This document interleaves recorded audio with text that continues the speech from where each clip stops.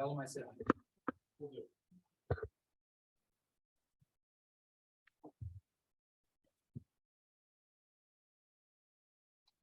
Slur, Aaron.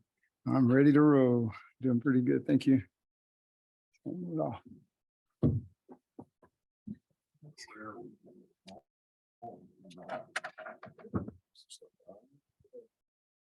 This rain good for you? Yeah. Ranch and all that? Yeah, anyways. Fire engines. And I found an old picture. Somehow it came up on my pictures. And it's you, remember we used to do those small county events like in Waco? You were on there. It's a great. Oh my gosh, that's long. Remember we used to do that? That's where I got these pictures. This guy, you know, they used to have vendors. I think not even, but Larry McManus would show up. Is it a rural capital? I mean, It was not kind the of like rural. little small EDCs, but it was for like intended for like people in like rural places. I forgot what the name of that There- was. there It was, But you were a speaker with Booth and I have the picture. I'm like, wow, I haven't seen that picture. Small business things. yeah, it might have been. Remember they used to No, it go, wouldn't have been that. It was, like, it was like a nonprofit that did these rural meetings in smaller. It was kind of like what our set was. But Yeah, it yeah. was something like that. But it focused a It lot. was a group like ours. what was the name of the thing that the rural guys used to do every year? It's like the rural day. Here, They used to do it in Waco, Oh. but, I think Well, that's I what think it that's is. what it is. Yeah, That's the one I'm rural thinking summit about. is what they call it. okay. It used to be that Waco every year. Yeah, that was it. I forget the rural roundup or something. Rural summit. Yeah. That was called it. Yeah, we used to have I spoke that. at that for, SBDC in San Antonio did it for a while. You know what? There was a Gil Gonzalez. Joe Gonzalez is in the picture. Mhm. Yeah, and before him, it was like a bunch of guys that were out of the Orca, Oregon. They had Oh gone- man, Orca, that brings back memories. Yeah, Office of Rural and Community Affairs. Yeah. So, Hey, one of your ex-colleagues would be. Is it pretty tight? I haven't seen it. Who- He's gonna be there. He's gonna be at Alonso's house tomorrow night. Yeah, Who is it? Cassie. Yes. Oh, Cassie's moving on? Well, she's trying to. Against him. I didn't see her. What's her Cassie's last name? Margaret Well, she's married to Warwick. She's no longer meeting, but she's going to Santa Cruz. Garcia. Yeah, well, because I was in McAllen Yeah. last week, and so the signs are all over the place. Yeah, So, she just got married. yeah. No, she just she's been divorced with the palace.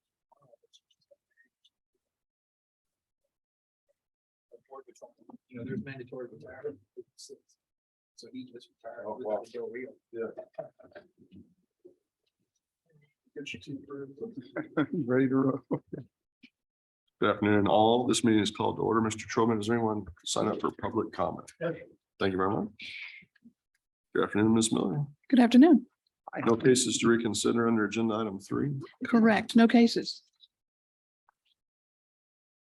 Let's look at tax liability cases under agenda item 4, 2 tax cases on docket 43 and none on 44 or 45. That is correct. The first case is case number TD-22-008-0422. Commissioner Demerson, I agree with staff recommendation. Commissioner Alvarez. I agree with staff's recommendation. Mr. Chairman. Agree with staff recommendation.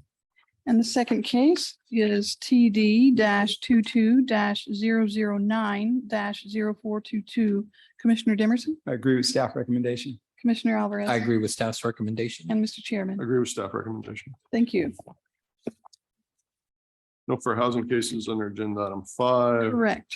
No wage claim cases pulled on 43, 44 or 45. That's correct. None pulled for additional discussion, but you should have received the 3 wage claim short form dissent list for those dockets. I'll move we accept staff recommendations on the remaining wage claim cases on dockets 43, 44 and 45. I second the motion except for those cases on which I'm dissenting as reflected on the wage claim short form dissent list for docket 43, 44, 45. I concur with the chairman's motion, except for the cases on which I'm dissenting is reflected in the wage claim short form dissent list for dockets 43, 44 and 45. Motion passes with the exceptions noted. Thank you.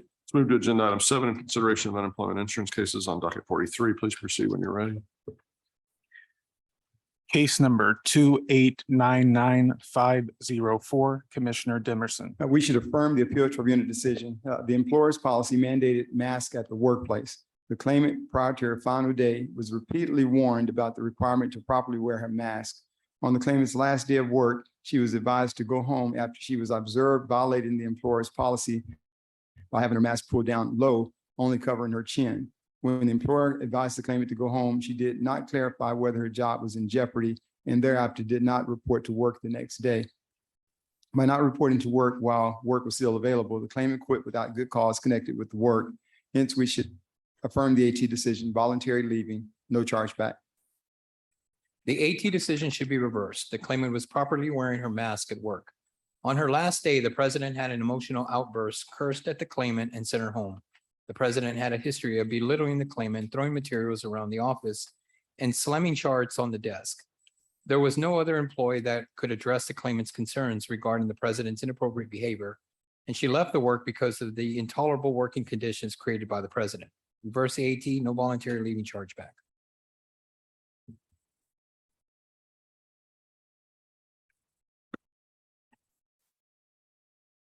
I concur with Commissioner Alvarez. Short form dissent. Yes, sir. Commissioner Dimerson. Case number 2972953, Commissioner Alvarez. Regarding the good cause issue, the AT decision should be affirmed. Not only had the claimant stopped filing claims and had his benefit year had ended when the AT1 hearing notice was mailed, the claimant was working out of town and unable to check his mail. The claimant was unaware of the employer's appeal and not expecting a hearing packet.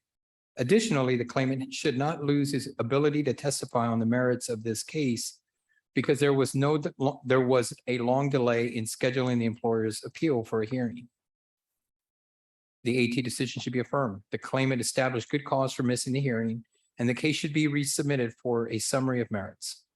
If my colleagues determine the claimant did not have good cause for missing the hearing, the AT1 decision is not supportable and should be modified. We do not dispute that the employer filed a timely AT appeal. However, the employer admits that the claimant supervisor was aware that the claimant had a driving accident on November 8, 2019, and took no action at the time. The claimant continued to work for the employer until his discharge 9 months later. The final incident was too remote in time to discharge to support a finding of misconduct. Modify the AT, no good cause for the non-appearance, timely employer appeal, no misconduct, chargeback, void adequate response. We should modify the appeal tribunal decision concerning good cause. The claimant did not receive the hearing notice because he did not designate someone to check his mail. Since the claimant was not prevented from attending the AT1 hearing due to circumstances beyond his control, the claimant did not establish good cause. Next, I agree that the employer filed a timely appeal. Concerning the job separation, the claimant was terminated after the employer's audit discovered that the claimant had crashed the employer's truck into a train trestle. The employer's safety policy prohibited reckless driving and outlined termination as a consequence of violating the policy. Since the claimant was aware of the employer's policy, but thereafter displayed mediocre safety standards by failing to follow road signs and crashing the employer's truck, the claimant's conduct was mismanagement of his position of employment and was misconduct connected with the work. Hence, we should modify the AT decision. The claimant did not establish good cause for missing the AT1 hearing. Timely employer appeal, misconduct, no chargeback, adequate employer response. Affirm the AT, claimant established good cause for AT1, resubmit. We'll resubmit the case. Case number 2981292, Commissioner Alvarez. The AT decision should be modified. The claimant had good cause for her non-appearance at the AT1 since she did not receive the notice of telephone hearing. On the merits, the claimant was a telecommuting employee who used her own internet service with the employer's computer system. The claimant was let go because her internet service did not seem to work with the employer's system, and she had no other internet alternative. She provided credible testimony that her internet worked fine when not interfacing with the employer's system, strongly indicating that the employer's system was at fault.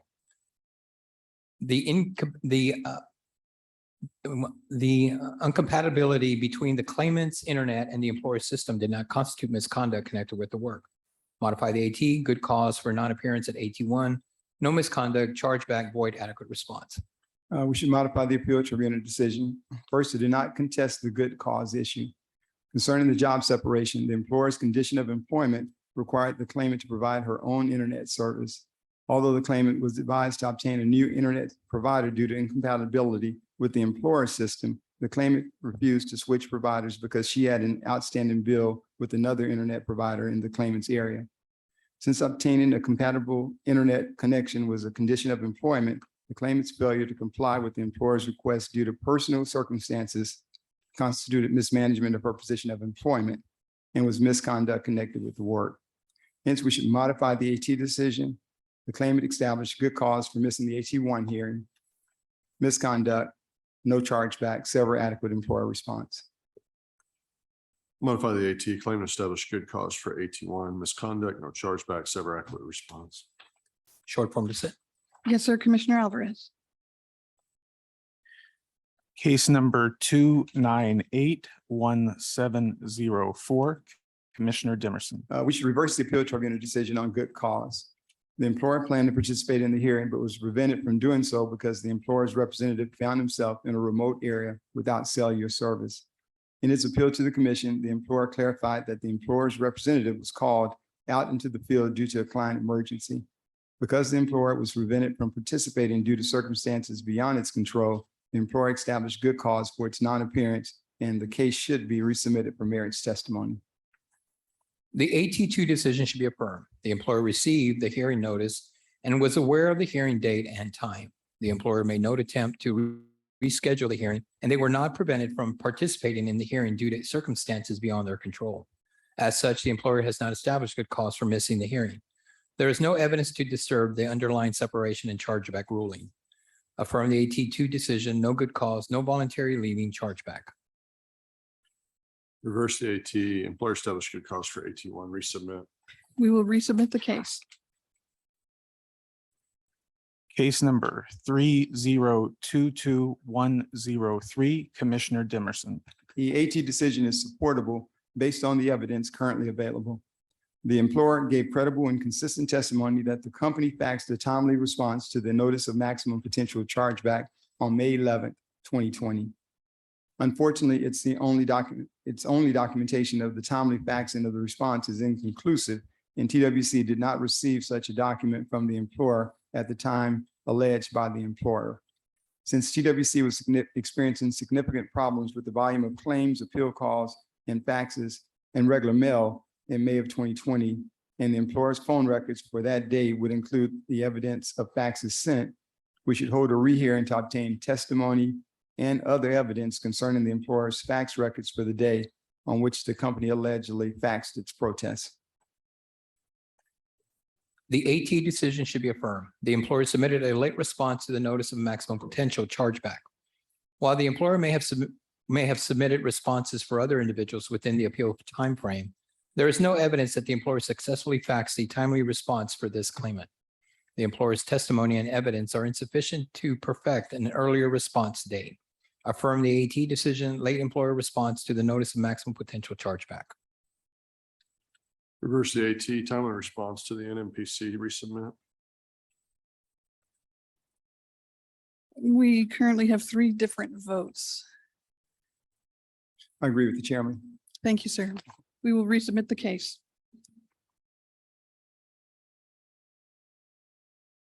Case number 3066966, Commissioner Alvarez. The decision is not correct. The claimant has provided work search logs establishing that he made the required work searches for the week in question. The claimant testified that he submitted the log on time, but that the TWC system had errors. The claimant's statements regarding the system errors have been consistent. Since TWC did not receive the log due to system error, and since the claimant made the required searches, the ineligibility overpayment should be reversed. Reverse the AT, extended benefits eligible, no overpayment. The AT decision is supportable. The claimant did not have proof that he faxed his work search log by the deadline of August 16, 2021. Although he testified that he submitted the log as required, he did not offer any specific date on which he may have done that prior to his late submission of the work search log in the following month.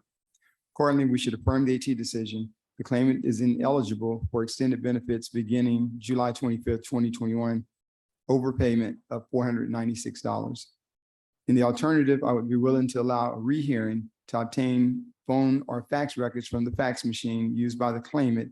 And if such records indicate a work search log submission within the required time frame, I'd be willing to reconsider the case on its merits. Affirm the AT claimant's not eligible for extended benefits beginning July 25th, 2021 overpayment. I would agree to a rehear. I'm going to agree with the chairman. Okay.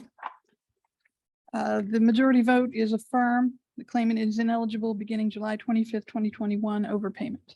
Short form decision. Yes, sir. Case number 3094840, Commissioner Dimerson. We should modify the appeal tribunal decision. First, I agree that the claimant filed a valid claim. Concerning good cause, the claimant moved and failed to provide TWC with the current and accurate mailing address as required.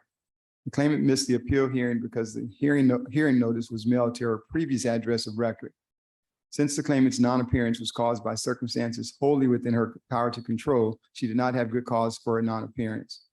Concerning the merits, the employer's testimony established that the claimant engaged in blatant insubordination in violation of the employer's policy. As such, she was discharged for misconduct connected with the work. We should modify the AT decision. The claimant did not have good cause for her non-appearance. Valid claim, misconduct, no chargeback, sever the adequate response issue. The AT decision should be affirmed. The claimant established good cause for missing for missing the hearing because she did not receive the hearing notice. The claimant was unemployed and filed a valid claim. The claimant performed her work to the best of her ability and never refused a job task. The employer's secondhand hearsay testimony alleging insubordination and is insufficient to overcome the claimant's firsthand denial of the allegations under oath. The employer has had 2 chances to provide a firsthand witness and failed to do so. The AT decision should be affirmed. The claimant established good cause, valid initial claim, no misconduct, chargeback. Affirm the AT claimant established good cause for AT1 valid claim, no misconduct, chargeback. Short form dissent. Yes, sir. Commissioner Dimerson. Case number 3106111, Commissioner Alvarez. The AT2 decision is not supportable. The claimant missed the AT1 hearing because her child care arrangement fell through at the last minute through no fault of her own. She had good cause for her non-appearance at the AT1 hearing due to unforeseeable child care problems. Reverse the AT2 claimant had good cause for her non-appearance at the AT1 hearing and resubmit on the merits. The appeal tribunal decision should be affirmed. I agree that the claimant did not have good cause for a non-appearance. As to suitable work, the record that was available to the AT establishes that the claimant rejected suitable work without good cause. We should therefore affirm the AT decision. The claimant did not have good cause for a non-appearance, suitable work, disqualification, overpayment. Reverse the AT claim established good cause for AT1 resubmit. We will resubmit this case. Case number 3114288, Commissioner Alvarez. I do not contest the good cause ruling regarding the separations. The decision is not supportable. The claimant's father fell ill and the claimant was needed to care for him. The claimant arranged for a caretaker while he was at work and was able to care for his parents after the conclusion of his shift. The claimant kept the employer informed of his need to be at home. A few months later, the employer moved the claimant to a different department and position. They also changed his hours from 8 a.m. to 3 p.m. to 8 a.m. to 7 p.m.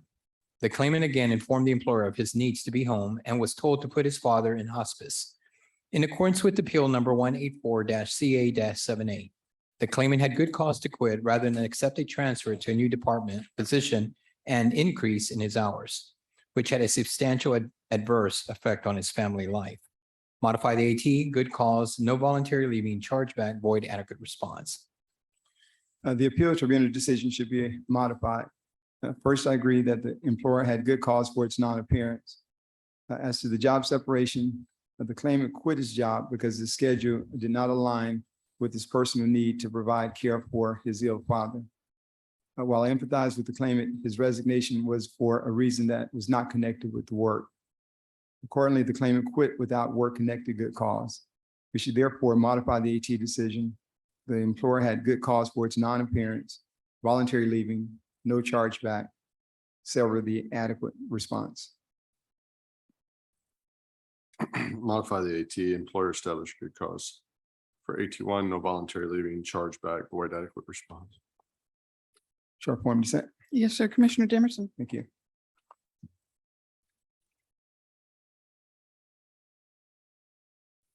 Case number 3114993, Commissioner Alvarez. The AT decision on the timeliness issue should be affirmed. The claimant never received a copy of the determination, which was returned to the commission as undeliverable. On July 29, 2021, a TWC representative incorrectly updated the claimant's address to 54th Street rather than 51st Street, which was a commission error that caused the determination to be mailed to an incorrect address. The time frame for which filing the appeal should begin to run as the actual date of receipt by the claimant, and the claimant's appeal should be deemed timely. We should resubmit this case for a summary of the merits. The appeal tribunal decision should be reversed. First, regarding timeliness, the claimant filed his appeal beyond the applicable deadline to do so. The determination in question was sent to the claimant's correct address of record at the time it was mailed. The claimant's testimony simply did not rebut the presumption of receipt. There are no good cause exceptions for the timeliness rules, and since the claimant's appeal is untimely, the underlying initial determination should be left in full force and effect. We should therefore reverse the AT decision, untimely claimant appeal, leave the underlying determination in full force and effect, adequate employer response. Affirm the AT, timely claimant appeal, resubmit. We will resubmit this case. Case number 3162203, Commissioner Demerson. The appeal tribunal decision should be reversed on good cause. The employer was unable to attend the hearing because its representative was in a meeting. However, based on the description that the employer provided, this did not appear to be a meeting that could be categorized as ordinary business. Indeed, the employer witness testified that the meeting was unscheduled and could not be avoided. Moreover, a component of the meeting dealt with the safety measure for work. The employer should not be denied its opportunity to have its testimony considered, in this case, due to an unscheduled and therefore unforeseeable meeting that included discussion about the safety of the job and by extension, the employer's workers. As such, the employer established that it was unable to attend the hearing due to circumstances beyond its control. As such, the employer had good cause for its non-appearance. Resubmit. I would agree to good cause and resubmit. Reverse the AT, good cause, resubmit. We have a unanimous decision. We will resubmit the case. Case number 3176706, Commissioner Alvarez. The AT decision should be reversed. The claimant was coordinating her work search activities with her local workforce office, and TWC's policy at the time allowed for the completion of metrics courses to count towards the work search requirement. The claimant took and completed a number of courses through her local workforce office that provided her the skills to develop to improve her employability. The claimant made the required work searches and should not be held ineligible for following the lead of a TWC representative at her local workforce office. Reverse the AT, eligible for extended benefits, no overpayment. The AT decision is not supportable based on the evidence currently available. Although it appears that the claimant may have failed to meet one part of some technical work search requirements for extended benefits, the claimant gave credible and consistent testimony that she was acting with the input, knowledge, and assistance of staff at her local Workforce Solutions office. If that's true, she should not be held responsible for doing what she was being coached to do. Accordingly, we should hold a rehearing to obtain testimony from the claimant's local Workforce Solutions office staff concerning the work search guidelines and coaching that the claimant received during the period in question. Reverse the AT, claimant is eligible for extended benefits, no overpayment. Short form dissent. Thank you, Commissioner Dimerson. Case number 3180781, Commissioner Alvarez. The AT decision should be reversed. The claimant was hired to market the employer and rebrand it. The employer then began holding her to certain performance indicators that they had that they had devised, and she was unable to meet the standards. The only specific indicator mentioned in her hearing was qualified leads. The employer never defined what a qualified lead was. The claimant testified that a qualified lead was a client brought to the firm that the attorneys deemed would be profitable, and the employer did not contradict this completely subjective definition.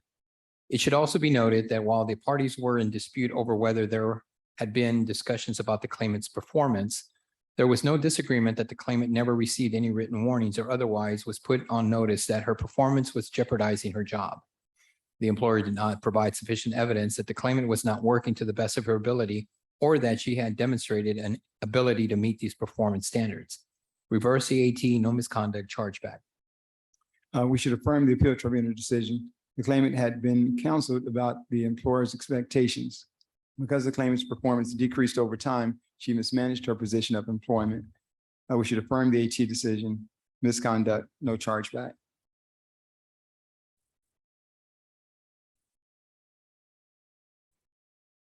Reverse the AT, no misconduct, chargeback.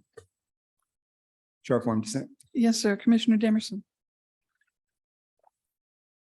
Case number 3194852, Commissioner Dimerson. The appeal tribunal decision should be reversed. The claimant quit because he felt aggrieved that the employer accused him of stealing a ladder. However, the claimant knew the identity of who took the ladder, but decided to withhold the information from the employer due to personal reasons. Indeed, a review of the record supports the conclusion that the claimant did not quit because he felt offended by a theft accusation, but instead because he did not want to be considered a snitch, which is a personal reason. Moreover, such a reason was without work-connected good cause. Since the claimant knew who took the ladder, he always had the opportunity to disclose that information to the employer, which could have protected his job. The claimant never took that opportunity. We should therefore reverse the AT decision, voluntary leaving, reimburse an employer not billed, adequate employer response. The decision is supportable. The claimant was accused of stealing the ladder and suspended pending an investigation. The claimant denied stealing the ladder to the employer. His supervisor informed him that a decision had already been made and that he had been found guilty, but that if he resigned, he could be rehired. The claimant was effectively discharged when he was told that he had been found guilty and to resign. The claimant has consistently denied stealing the ladder in correspondence to TWC and in a sworn testimony. The employer has not provided any evidence that the claimant stole the ladder. They allege that they have a video evidence, but have not provided the evidence or even someone who has seen it. The claimant was discharged for reasons other than misconduct. Modify the AT, no misconduct, go employer. Even if the separation were analyzed as a quit, the claimant would still be entitled to benefits. The claimant was accused of stealing a ladder and suspended. The claimant denied stealing the ladder and suggested that the employer review the video. There is no evidence the employer ever asked the claimant who stole the ladder. The claimant was informed before the meeting with anyone that he had been found guilty. The claimant has good cause to quit where he has been accused of theft and informed he was already been found guilty even before meeting over the incident. Affirm the AT, no voluntary leaving, bill employer. Reverse the AT, voluntary leaving, reimbursing employer not billed, adequate employer response. Short form dissent. Yes, sir. Commissioner Alvarez. Case number 3231893, Commissioner Alvarez. The AT decision is not supportable. The claimant applied for FMLA for a family emergency that appeared to possibly involve her child or children. The employer refused to allow her time off while her application for FMLA was pending. Additionally, the claimant testified that a manager approved her decision to leave early on the final incident, and the employer had no firsthand testimony to dispute this. The employer discharged the claimant when she left early. The claimant left early due to an urgent family issue for which she applied for intermittent FMLA and for which she received permission. She was discharged for reasons other than misconduct connected with the work. In the alternative, I would also agree to rehear the case to adequately develop testimony as to whether the claimant's attendance on the final incident was due to a medical issue of her minor child. We should affirm the appeal tribunal decision. Whether viewed as a quit or a discharge, the claimant separated under disqualifying circumstances. The claimant submitted an FMLA request for reduced hours in an intermittent leave.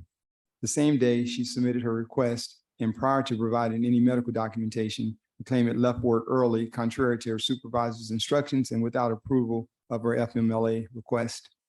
If viewed as a quit, while leaving work under these circumstances, the claimant voluntarily left her last work without good cause connected with work. If viewed as a discharge, by refusing to follow her supervisor's instructions and leaving work without permission, the claimant mismanaged her position of employment. Accordingly, we should affirm the AT decision. Voluntary leaving, reimbursing employer, not billed. From the AT, voluntary leaving, reimbursing employer, not billed. Short form dissent. Yes, sir, Commissioner Alvarez. Case number 323-4527, Commissioner Dimerson. We should reverse the appeal tribunal decision. The employer maintained a zero tolerance policy on workplace violence. The claimant was terminated when she engaged in an altercation by exchanging inappropriate words with her coworkers. Since the employer's policy required employees to use the employer's work values system to promote a safe work environment, the claimant's violation of the employer's policy by engaging in a hostile altercation constituted mismanagement of her position of employment and was misconduct connected with the work. Hence, we should reverse the AT decision, misconduct, reimbursing employer, not bill, adequate employer response. The decision is correct. The claimant was discharged under the employer's violence policy after trying to intervene in a conflict between other individuals. The claimant's actions did not rise to the level of misconduct. Affirm the AT, no misconduct, bill employer. Reverse the AT misconduct, reimbursing employer, not billed, adequate employer response. Short form dissent. Yes, sir, Commissioner Alvarez. And that is the last UI case pulled for additional discussion on docket 43. You should have received the UI short form dissent list for docket 43. Sherry, before I want to look at one case on 43. real quick. Yes, I sir. wanna Talk to Tommy.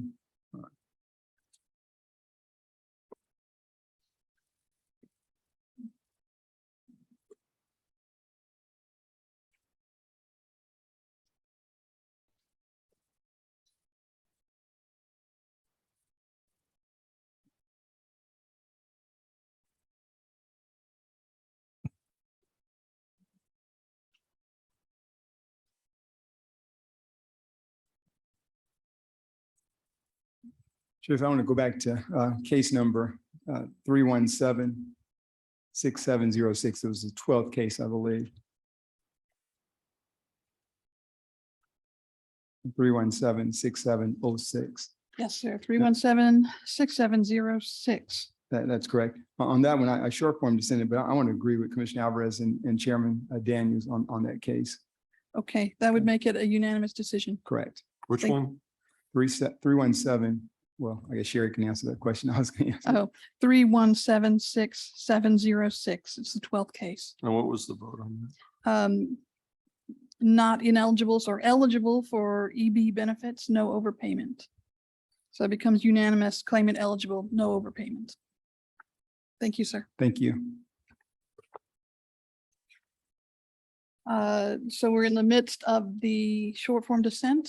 Should we finish the short form dissent motion? No, Okay, I move we accept staff recommendations on the remaining UI cases on docket 43. I second the motion, except for those cases of which I'm dissenting as reflected on the UI short form dissent list for docket 43. And I concur with the chairman's motion, except for the cases on which I'm dissenting as reflected in the UI short form dissent list for docket 43. The motion passes with the exceptions that are noted. thank you. Docket 44. Moving on to the next docket, 44.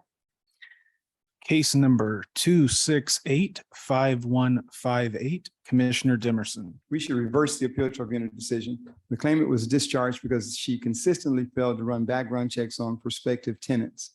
Although the claimant was counseled for not performing background checks, the claimant again failed to perform the necessary checks, which ultimately led the employer to incur significant monetary loss. Since the claimant was aware of the employer's job requirements, Her failure to comply by the employer's job standards constituted mismanagement of her position of employment and was misconduct connected with the work. Hence, we should reverse the AT decision, misconduct, no chargeback, adequate employer response. The AT decision is supportable. The claimant was discharged for making an error by not checking the background of a tenant. While the claimant had previously received a warning, it was for a different issue. The claimant has been promoted twice in 2 years, and the evidence did not establish that the claimant intentionally neglected the background check. The employer has failed to carry its burden to establish misconduct by the claimant. Affirm the AT, no misconduct chargeback. Affirm the AT, no misconduct chargeback. Short form dissent. Yes, sir, Commissioner Dimerson. Case number 2793820, Commissioner Alvarez. The decision is not supportable. The claimant has consistently provided that she tried to call in for the hearing on time, but was placed on hold for an extended period. Since the claimant was unable to get through to register for the hearing due to system overload, she has established good cause. Reverse AT, good cause, and resubmit. The AT decision is supportable. The claimant did not offer credible and consistent testimony concerning why she did not call in for her first appeal hearing during the time frame allowed. TWC records indicate that her call came in 13 minutes late and that she was on hold for less than a minute. Under such circumstances, the claimant has not shown good cause for missing the first hearing. There is also no basis for modifying or reversing the original ineligibility determination on the merits, since she clearly indicated during the claim filing period from November 15th through 28, 2020, that she was not attempting to search for work.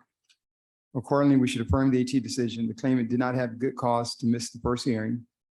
The decision that the claimant was ineligible under the work search requirements from November 15th, 2020 to November 28th, 2020 is left in effect.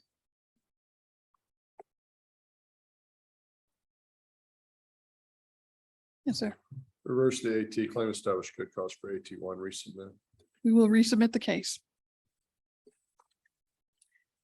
Case number 3032053, Commissioner Alvarez. Regarding the good cause issue, the AT decision should be reversed. Not only had the claimant's benefit years ended and she had stopped filing payment requests when the AT1 hearing notice was mailed, the claimant was out of town on pre-planned vacation and did not return until the day after the hearing. The claimant was unaware of the employer's appeal and not expecting a hearing packet. The claimant should not lose her right to testify on the merits of her case because there was a long delay in rescheduling or correction in scheduling the employer's appeal for a hearing. The claimant established good cause for missing the hearing, and the case should be resubmitted for a summary of merits. We should modify the appeal tribunal decision concerning good cause. Although the notice of hearing was mailed to the claimant's correct address or record, the claimant did not attend the AT hearing because she did not designate someone to check her mail. Since the claimant did not provide credible testimony that she was prevented from attending the AT hearing due to circumstances beyond her control, the claimant did not establish a good cause. Concerning the job separation, the claimant received various warnings for attendance and substandard work performance. The claimant was terminated when she left a patient unattended because she did not like the feedback she received from a dentist. Since the claimant committed a serious work violation by leaving her workstation and leaving a patient unattended during a dental procedure, her actions constituted mismanagement of her position of employment and were misconduct connected with work. Hence, we should modify the AT decision. The claimant did not have good cause for missing the AT1 hearing, misconduct, void the adequate response issue ruling. Reverse the AT, claim established good cause for AT1, resubmit. We will resubmit this case. Case number 3054153, Commissioner Alvarez. The AT decision on the separation should be reversed. The employer contends that the claimant said inappropriate words to a coworker that included profanity. The claimant has consistently and credibly denied the accusation to the employer and to the commission. The employer has provided no firsthand evidence to support their contentions. The employer failed to provide sufficient evidence to establish misconduct by the claimant. Reverse AT, no misconduct, bill reimbursing employer, void adequate response, sever validity of claim issue. We should modify the appeal tribunal decision. The claimant was aware of the employer's policy, which required employees to conduct themselves in a professional manner. The claimant was terminated when the employer's investigation revealed that the claimant had directed various unprovoked profanities against a coworker. Since the claimant, along with others at the workplace, substantiated that she had used disrespectful language towards a coworker, the claimant's conduct was mismanagement of her position of employment and was misconduct connected with the work.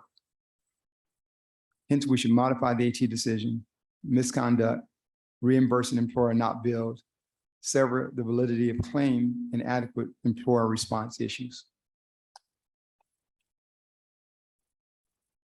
Reverse the AT, no misconduct, bill reimbursing employer, sever validity of claim, void adequate response. Short form dissent. Yes, sir, Commissioner Demerson.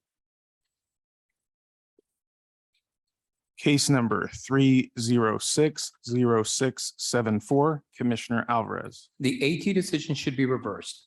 The final incident occurred when the claimant's supervisor was on vacation. The claimant felt unsafe in the customer's home after the customer yelled and cursed at him. He called the supervisor on duty and requested permission to leave, which was granted. When the claimant's supervisor returned from vacation, he fired the claimant for engaging in a verbal altercation with the customer. His supervisor refused to listen to the claimant's recording of his interactions with his customer. The claimant never raised his voice at the customer and never admitted to doing so. The employer's secondhand hearsay testimony regarding a verbal altercation with the customer is insufficient to overcome the claimant's sworn denial. Reverse the AT, no misconduct, chargeback, void adequate response, void adequate ruling, I should say. The appeal. In the alternative, I could agree to a rehear in this case to enter the claimant's recordings of the final incident. The appeal tribunal decision should be modified. First, the adequacy of response ruling should be severed since it is not adverse to the appellant. As to the job separation, the employer testified that its policy was that a worker should leave the job location if the worker felt uncomfortable. Despite admitting to feeling uncomfortable when approached by a customer, the claimant nonetheless entered the customer's home, which ultimately resulted in a complaint to the employer. Since the claimant violated the employer's policy, his actions constituted work-connected misconduct. We should therefore modify the AT decision, misconduct, no chargeback, sever the adequate response issue. Reverse the AT, no misconduct, chargeback, void adequate response. Short form dissent. Yes, sir, Commissioner Demerson. Case number 3109730, Commissioner Dimerson. The commission should grant a rehearing in this case. In its appeal to the commission, the employer states that one of its witnesses, the owner, was not able to participate in the hearing. The employer did not state that the owner was prevented from participating due to circumstances within her control, nor did the employer state that the witness could not participate due to conducting ordinary business. As such, we should hold a rehearing in this case to allow the employer's witness, who was previously unavailable, to provide testimony about the claimant's job separation. The AT decision is correct. The employer let the claimant go during his 90-day probationary period for various reasons that they failed to elaborate on. The employer's appeal to the AT states that the claimant was no longer needed. The employer has failed to provide any evidence that the claimant was discharged for misconduct connected with the work. A rehearing should be granted in this case since the employer has had multiple opportunities to provide at least some information about the facts of the claimant's dismissal, but they have failed to do so. Affirm the AT, charge the employer's account. Rehear. We will rehear this case.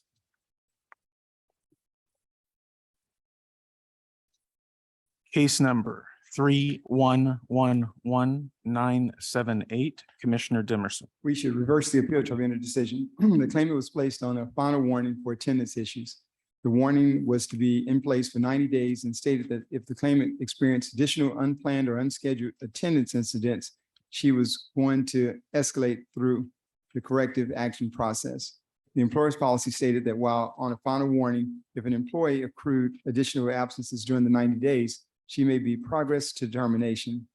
Here, because the claimant accrued multiple absences during the last month of the final warning period in violation of the employer's policy, the claimant was discharged for misconduct connected with the work. We should reverse the AT decision, misconduct, no chargeback, adequate employer response. The AT decision should be modified. The claimant's last absence prior to her discharge was for a doctor's appointment. The claimant had also been out on unpaid FMLA leave. Since the last absence was due to a medically verified illness, the claimant should remain qualified for benefits in the employer's account protected from chargeback. Modify the AT, no misconduct, chargeback, MBI. Reverse AT, misconduct, no chargeback, adequate employer response. Short form dissent. Yes, sir. Commissioner Alvarez. Case number 3122441, Commissioner Alvarez. The decision is not correct. Commission records show the determination was not mailed to the claimant's correct address and returned to TWC. System information indicates that incorrect address was added into the system by a TWC staff member and not the claimant. As such, the claimant's appeal is timely. Regarding the merits, the employer was upset at the amount of work performed on the employer's personal vehicle. The claimant had waited to perform further work until the owner arrived because he found previously unknown issues with the vehicle. The employer became angry and cursed at the claimant while telling him to get off his property. The claimant has provided a witness who corroborated the employer's cursing and instructions to leave the property. The claimant was justified in considering himself discharged when he was cursed at and told to leave. The employer has testified the claimant was not fired for his work, but instead that he only considered the claimant separated when the claimant indicated he would file for unemployment. The employer has failed to establish misconduct. Modify the AT, timely appeal, no misconduct, chargeback. We should affirm the appeal tribunal decision. First, I do not dispute the timeliness ruling concerning the job separation because the claimant did not clarify his job status when the employer told him to leave the premises. The claimant is considered to have quit without good cause connected with the work. We should affirm the AT decision, timely claimant appeal, voluntary leaving, no chargeback. Affirm the AT, timely claimant appeal, voluntary leaving, no chargeback. Short form dissent. Yes, sir. Commissioner Alvarez. Case number 3160780, Commissioner Alvarez. The AT decision should be reversed. The claimant was first notified of his need to search for work on July 26, 2021. As such, the August 19, 2021 determinations finding him ineligible for failing to have search work from July 4, 2021 to July 24, 2021 are void, and the claimant's appeals should be deemed timely. The claimant submitted evidence that he timely faxed his work search logs to the commission for the benefit period beginning July 25th, 2021 through August 21st, 2021. For each of these weeks, the claimant made at least 3 work search contacts and satisfied the requirement of a systematic and sustained work search while receiving extended benefits. Reverse the AT decision, deem AT appeal timely to the August 19, 2021 determinations, and void the August 19, 2021 determinations. Extended benefits, qualified beginning July 25th, 2021, no overpayment. The AT decision is not supportive of the claimant's original appeal, must be considered timely. The work search determinations issued on August 19, 2021 were void from inception since the claimant was under instructions issued on December 22nd, 2020. That work searches were unnecessary until further notice. Once advised that he needed to make work searches, he began to do so. The work search for the benefit week ending July 31st, 2021 was not invalid simply because only 2 employers were involved. The work search for that week involved 2 different jobs with 1 employer. That means 2 work search contacts and including the one with the other employer, a total of 3 contacts were made. The claimant's other benefit weeks all involved 3 job contacts as instructed. Accordingly, we should reverse the AT decision. The claimant's appeal was timely. The work search determinations dated August 19, 2021 were void from inception. The claimant made a valid work search during the benefit week ending July 31st, 2021. The claimant's work searches during all relevant claim weeks were valid, no overpayment. Reverse the AT, timely claimant appeal, void the August 19, 2021 determinations. Claimant is eligible for extended benefits, no overpayment. Thank you. We have a unanimous decision. Case number 3163569, Commissioner Alvarez. The AT2 decision on good cause is not supportable. In this case, the claimant went out of pay status for UI benefits in June 2021, but the employer's appeal was not set for an AT1 hearing until 10 months later. The claimant had no reason to know that the employer was contesting her right to benefits. And it is not reasonable to expect the claimant to maintain an up-to-date mailing address with the commission indefinitely after she stopped receiving payments. She therefore had good cause for her non-appearance at the AT1 hearing. Reverse AT2, good cause for her non-appearance at the AT1 and resubmit. We should modify the appeal tribunal decision. Regarding the good cause issue, the claimant missed the hearing because she moved and failed to update her mailing address with TWC as required. Since the claimant was not prevented from participating due to circumstances beyond her control, she did not establish good cause for her non-appearance. As to the job separation, by failing to carry out her assigned duties after being placed on a performance improvement plan, the claimant mismanaged her position of employment. We should modify the AT decision. The claimant did not have good cause for a non-appearance, misconduct, no chargeback, and add adequate employer response. Reverse the AT, claim established good cause for AT1, resubmit. We will resubmit the case. Case number 3177057, Commissioner Alvarez. The AT decision in this case is not supportable. The claimant has been held disqualified for extended benefits for allegedly not making a systematic and sustained work search, even though he has submitted documentation showing that he had made the required work search contacts. The claimant has essentially been held ineligible because of some of his claim weeks. He made all the required work search contacts on the same day, on one day of the claim week. There is no requirement in TWC rules or statutes that the claimant must make his work search contacts on different days of the week. The claimant made reasonable work search efforts for jobs that were suitable, and he made the required number of work search contacts in the claim weeks. He should be eligible for extended benefits. Reverse AT, eligible for extended benefits, no overpayment. The AT decision is not fully supportable. On several prior dockets, we have been allowing extended benefit work searches that were all done online because of ambiguous messaging to extend benefit claimants concerning the specific expectations of work search contacts methods. However, during some of the relevant claim weeks, the claimant listed only job contacts made on one day. The instructions are not ambiguous about the expectation that job contacts be made on more than one day per claim week. The current record lacks information for some claim weeks relating to the days on which the claimant made job contacts. Accordingly, we should hold a rehearing in this case to complete the available record on which claim weeks involve job contacts all on one day and which involve job contacts on 2 or more days during the week. Reverse the AT, claimant is eligible for extended benefits, no overpayment. Short form dissent. Yes, sir. Commissioner Dimerson. Case number 3246319, Commissioner Alvarez. The decision is not correct. The claimant was in an accident and lost the use of his personal vehicle. The claimant testified that he could get transportation through relatives and ride-sharing companies. Since the claimant was still able to get transportation through other means, he was available for work at all times. Reverse AT, claimant available for work. We should affirm the appeal tribunal decision. In his fact-finding statement, the claimant said that he was not available for full-time work beginning on May 8, 2022, based on a lack of transportation because he was involved in a car accident. When asked if he had other types of transportation to look for and accept work, he responded in the negative. Since these statements were provided closer in time to the job separation and before the determination was issued, they should be given greater weight.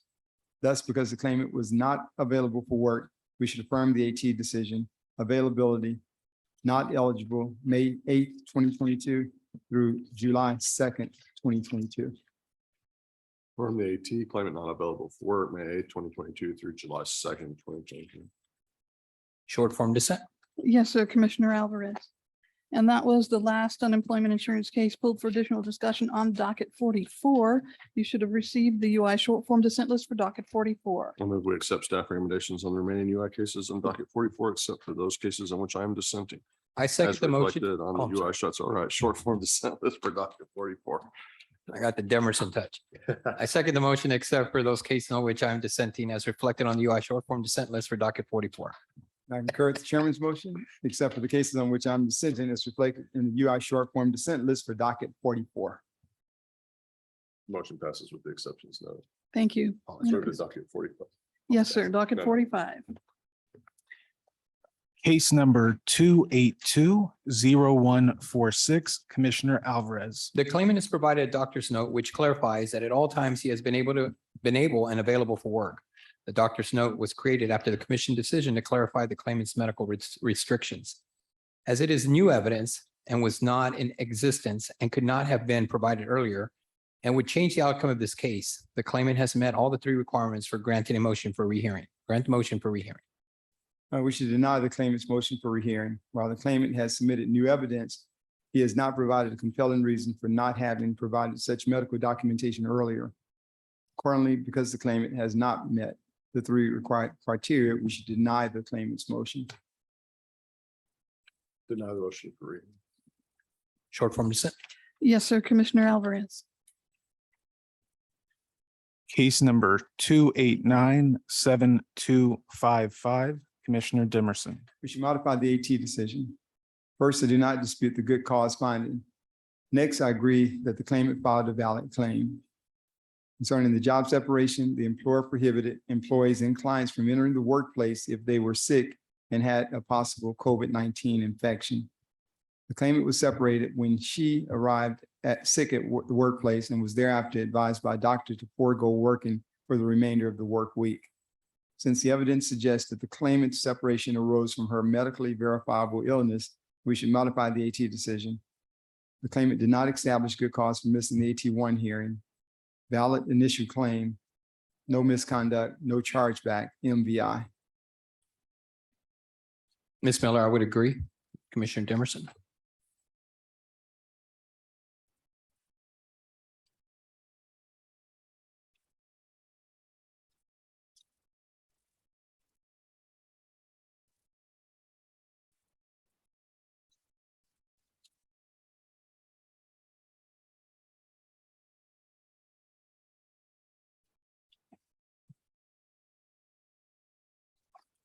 My vote's reverse. The AT employer established good cause for AT1 resubmit.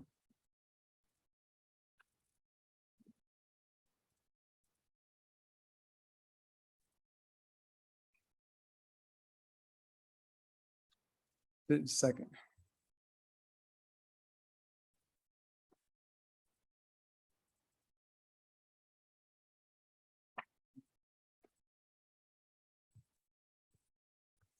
And we're going to stick with the MVI. Commissioner Alvarez, I think, agreed with my vote.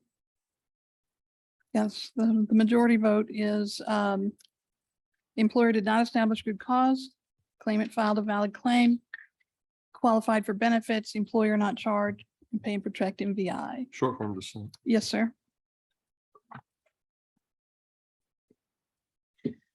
Case number 304-7064, Commissioner Alvarez.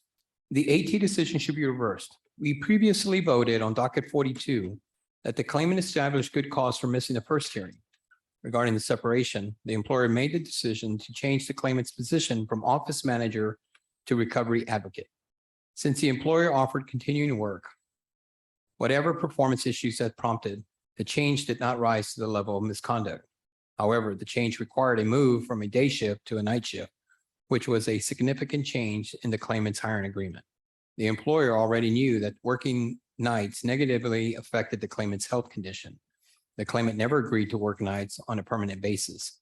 Reverse the AT decision, good cause for the non-appearance, no voluntary leaving, chargeback. We should modify the appeal tribunal decision. We previously voted on the good cause issue. Concerning the job separation, the claimant quit because she believed she could not fulfill the responsibilities of her new job position. Although the claimant alleged medical reasons for her separation, the claimant did not seek advice from a doctor nor provide medical documentation suggesting that she should quit. Since the claimant quit because on her personal assumption that she could not fulfill the employer's job responsibilities, the claimant did not establish good cause connected with the work to quit. Hence, we should modify the AT decision. The claimant established good cause for missing the AT1 hearing, voluntary leaving, no chargeback. Modify the AT, claimant established good cause for AT1, voluntary leaving, no chargeback. Short form dissent. Yes, sir, Commissioner Alvarez. Case number 3059316, Chairman Daniel. The employer's appeal timeframe occurred when TWC systems were overwhelmed because the commission communicated to the public on multiple occasions that no employer would be charged based on claims caused by the pandemic. The employer could have reasonably relied upon that information and been misled into failing to respond timely. The response should be deemed timely and the case resubmitted. The decision is correct. Let me see.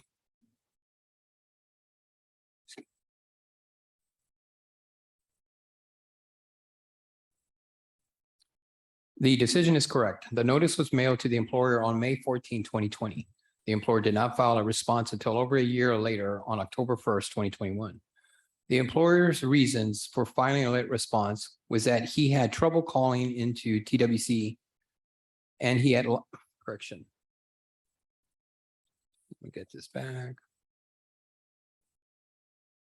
He had trouble calling into TWC and he had lots of things going on. The employer has not stated an exception to the timeliness rules.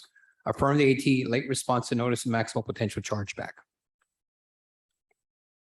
The employer's testimony is credible proof that the company was prevented by circumstances beyond its control from responding in a timely manner. Accordingly, we should reverse the AT decision and find that the employer filed a timely response to the chargeback notice and then resubmit the case on the merits of the chargeback issue. We will resubmit this case. Case number 3127099, Commissioner Alvarez. The AT decision is not supportable. The claimant went to her local workforce solutions office 4 days after the determination in this case were issued seeking assistance with filing her appeal. The staff there did not take an appeal from her, which they have the ability to do so, and instead tried to fax the appeal to an incorrect fax number. Staff at workforce solutions offices are required to assist claimants in submitting UI appeals. The claimant made an effective appeal when she brought it to the workforce solutions office. Even if that is not considered sufficient to grant a timely appeal, her appeal was untimely due to commission error or misinformation and should be considered timely on the basis. Reverse the AT timely appeal to the AT remand for merits. We should affirm the appeal tribunal decision. First, regarding timeliness, the claimant filed her appeal beyond the applicable deadline to do so. The determination in question was sent to the claimant's correct address or record at the time it was mailed. The claimant did not file a timely appeal because she did not follow the requisite instructions for filing an appeal. Since there are no good cause exceptions to the timeliness rules, the claimant's appeal should be deemed untimely and the underlying determination should be left in full force and effect. Hence, we should affirm the AT decision, untimely claimant appeal, voluntary leaving, no chargeback, overpayment of $388. Reverse the AT timely claimant appeal remand. We will remand the case. And this will issue a decision, sir. Did you wish to dissent? Hold on. Mhm.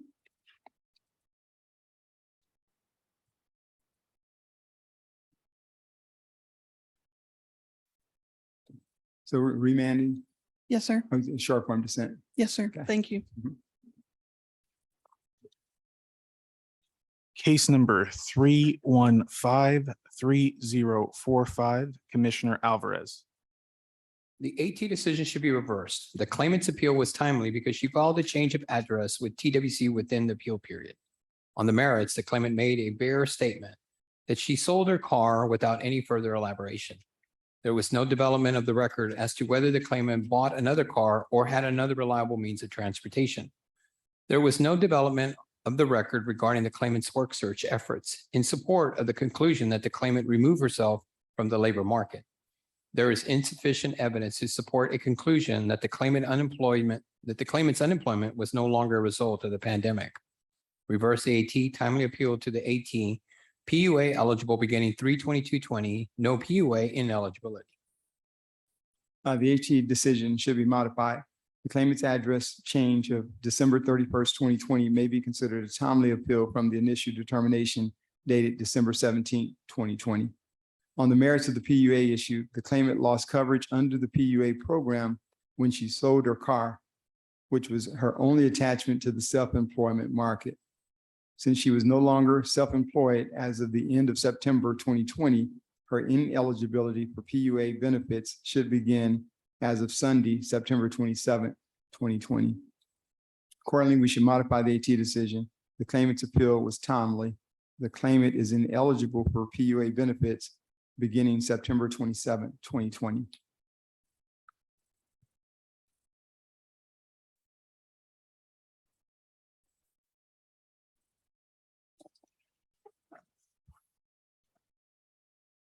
Modify the AT, timely claimant appeal, PUA not eligible beginning November 29th, 2020.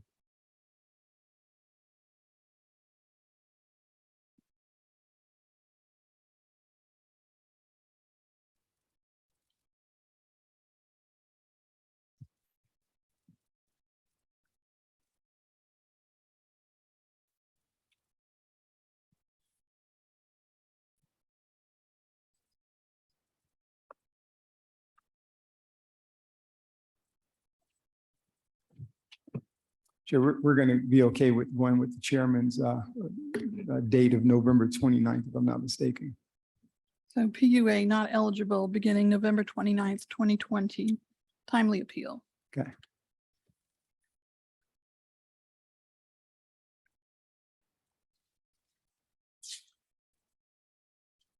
I'll short form. Thank you, Commissioner Alvarez. Case number 3153719, Commissioner Alvarez. The decision is not correct. The claimant's sister passed away and he became the only individual to care for his special needs nephew, who was hospitalized. He used up all his vacation and applied for FMLA. He became separated when he was unable to provide his employer with a return to work date, as his nephew was still hospitalized. The claimant's separation was a result of his absence due to medical needs of an individual in his care. As such, he is eligible for benefits. Reverse the AT, no voluntary leaving, MVI. The appeal tribunal decision should be affirmed. That while I empathize with the claimant, he quit his job for a personal reason and did not provide the employer with a return to work date. As such, the claimant's quitting was without work-connected good cause. We should therefore affirm the AT decision, voluntary leaving. Affirm the AT, voluntary leaving. Short form dissent. Yes, sir, Commissioner Alvarez. Case number 3219989, Commissioner Dimerson. We should reverse the appeal tribunal decision. The employer's policy prohibited the use of drugs or alcohol at the workplace. The claimant received various warnings for violating the employer's policy through his use of illicit substances and smelling of drugs at the workplace. Since the claimant was warned about his conduct, but thereafter continued to violate the employer's policy, the claimant's conduct was mismanagement of his position of employment and was misconduct connected with the work. Hence, we should reverse the AT decision, misconduct, no chargeback, adequate employer response. But in the alternative, if my fellow commissioners disagree, we should conduct a rehearing in this case. Although a firsthand witness was available for the employer at the AT hearing, the hearing officer failed to question the witness about the claimant's possible use of drugs at the workplace. In addition, the employer, in its appeal to the commission, alleged that they have additional witnesses who can attest to acts of misconduct by the claimant. Since testimony from the additional witnesses are critical to the outcome of this case, we could conduct a rehearing to obtain testimony from the employer's additional witnesses. The AT decision should be affirmed. The claimant's clothes smell like incense, which did not violate the employer's policies. The claimant denied under oath that he was under the influence of drugs, and he never admitted that he used illegal drugs. The employer's testimony of alleged drug use is insufficient to overcome the claimant's sworn denials. Since the employer never had the claimant take a drug test, the employer cannot meet their burden of proof regarding their allegations of drug use. Rehearing the case for additional witness testimony would not provide sufficient evidence that would overcome the claimant's sworn denial and would be a waste of commission resources. Affirm the AT decision, no misconduct chargeback. Affirm the AT, no misconduct chargeback. Short form dissent. Short form dissent. Yes, sir. Case number 3224997, Commissioner Dimerson. The commission should grant a rehearing in this case. The employer discharged the claimant for his failure to take a drug test. The test was required by policy after the claimant was involved in an accident with a company vehicle. In its appeal to the commission, the employer states that it was not asked by the hearing officer for proof of the accident or the claimant's refusal to take a drug test. The employer continues in its appeal by stating that it can provide both. Since both events are undeniably tied to the claimant's separation, we should grant a rehearing to allow the employer to present its final incident evidence. The decision is correct. The claimant is the only party to provide firsthand testimony. The employer only provided secondhand testimony that the claimant had an accident and refused a drug test. The claimant denied both the accident and that he refused the drug test. The claimant was sent home after reporting a safety issue. He continued to call the employer about returning, but the employer did not respond. The claimant was discharged for reasons other than misconduct. Affirm the AT, no misconduct chargeback. Rehear. We will rehear the case.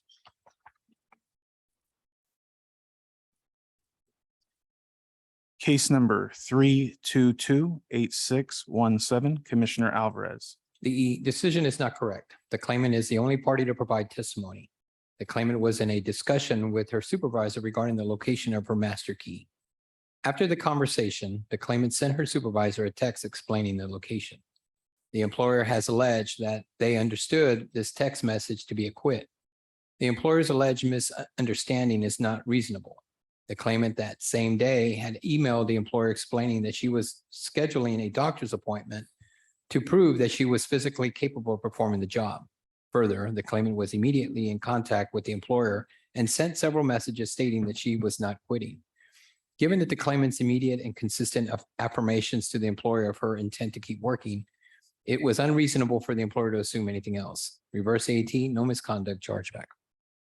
We should affirm the appeal tribunal decision. The claimant texted her supervisor about the location of her master key, her intention to return the employer's parking card, and her plan to be off work until she visited a doctor to confirm her physical ability to work. However, the employer had not requested the claimant prove her physical fitness for duty. By her actions, the claimant gave the employer the reasonable impression that she had quit her job. Accordingly, we should affirm the AT decision, voluntary leaving, no chargeback. Reverse the AT, no misconduct chargeback. Short form dissent. Yes, sir. Commissioner Dimerson. Case number 3231338, Commissioner Dimerson. The appeal tribunal decision should be reversed. The claimant was discharged for violation of the employer's policy, which, as it related to the claimant, had nothing to do with getting vaccinated, but instead to undergo weekly COVID testing. The employer, a medical center, provided testimony that established the claimant missed 3 tests and was given a final warning after missing her second test. Nonetheless, the claimant missed the 3rd test and was discharged. The claimant did not provide any testimony to the contrary. Accordingly, the employer's testimony should be given the greatest weight. The employer's reasonable testing policy was no doubt instituted to protect the safety of its employees and to ensure the orderly flow of work. Therefore, the claimant's violation of the policy constitutes work-connected misconduct.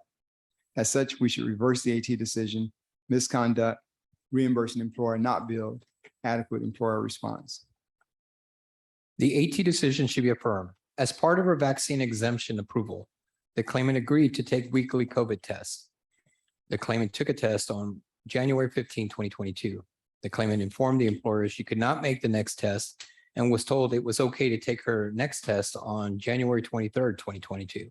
As the employer approved the claimant's rescheduling of the test, the employer condoned the claimant's actions, and the fact that the claimant took her test 1 day late should not be considered misconduct. The AT decision should be affirmed, no misconduct, bill reimbursing employer. Affirm the AT, no misconduct, bill reimbursing employer. Short form dissent. Yes, sir, Commissioner Dimerson. Case number 3239954, Commissioner Alvarez. The decision is not supportable. The issue in this case were the amounts reported for the claimant during several benefit weeks. There is a significant discrepancy between the wages the employer reported for the weeks in question and the relevant quarters. The amounts attributed to the claimant by the AT far exceed the amounts the employer reported for the entire quarters. Despite the employer participating in the hearings and offering to provide what information they could, the AT chose not to take no testimony from the employer. The record has clearly not adequately developed to find that the claimant fraudulently failed to report wages and should be reheard to take appropriate testimony. Rehear.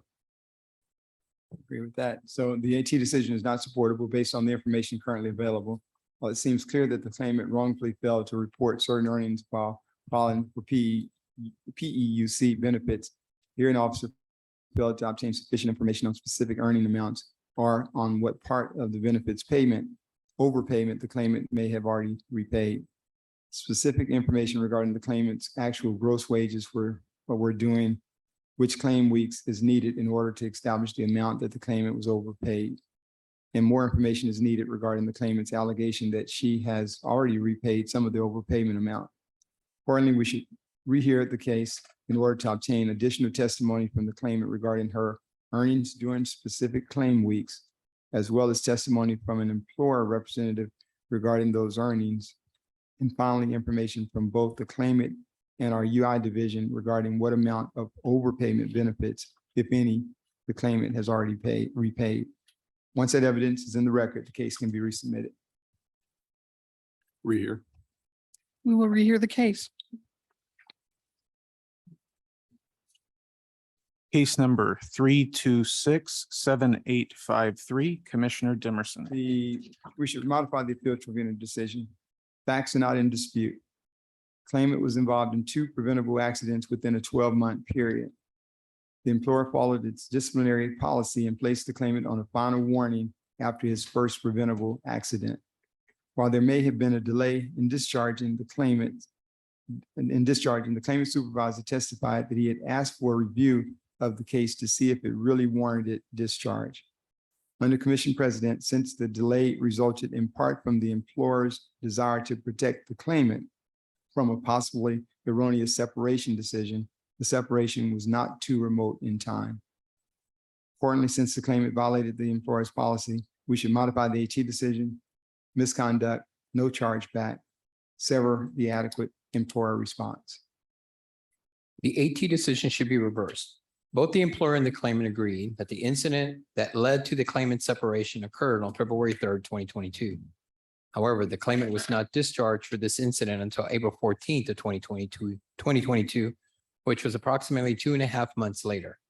The employer testified that determinations to discharge the claimant was delayed as there were many other disciplinary cases in front of the claimants. And the claimant confirmed this by noting that the employer was short-staffed. The final incident was too remote from the date of discharge, and the claimant was thus let go at the employer's convenience and not for misconduct.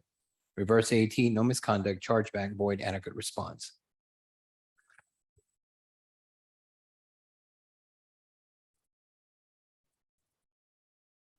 Modify the AT, misconduct, no chargeback, sever adequate response. Short form dissent. Yes, sir, Commissioner Alvarez. Case number 3281876, Commissioner Alvarez. The AT decision on the separation is not supportable. The claimant was ill with COVID and was discharged by the employer during his illness. The claimant has credibly and consistently maintained that he made reasonable efforts to keep the employer informed of his status while ill. And there is no evidence that he did not do this. The claimant's absenteeism due to his personal illness did not constitute misconduct connected with the work. Modify the AT, valid claim, no misconduct. We should affirm the appeal tribunal decision. First, I agree that the claimant filed a valid claim. As to the job separation, the claimant did not keep the employer adequately informed about his status while out on medical leave. Claimant knew he had 2 weeks of approved leave. However, by not providing medical documentation to the employer, and by failing to return to work at the end of his scheduled leave, the claimant mismanaged his position of employment. We should therefore affirm the AT decision, valid claim, misconduct. Affirm the AT valid claim misconduct. Short form dissent. Yes, sir, Commissioner Alvarez. And that was the last UI case pulled for additional discussion on docket 45. You should have received the UI short form dissent list for docket 45. I move we accept staff recommendations on the remaining UI cases on docket 45. I second the motion except for those cases on which I'm dissenting as reflected on UI short form dissent list for docket 45.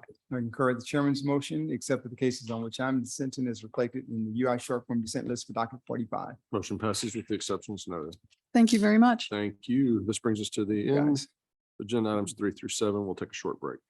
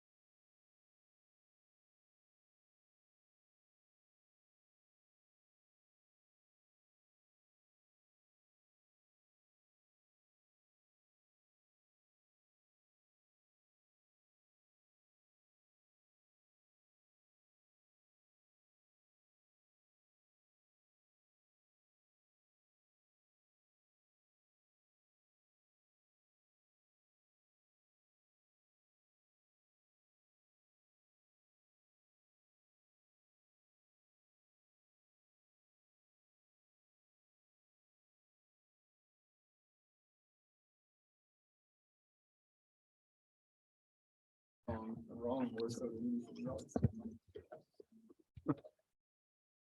them wrong way. Wrong way. Don't follow me. This is agenda item 8, final rules for 40 Tech, chapter 801 to align agency rules with WIOA.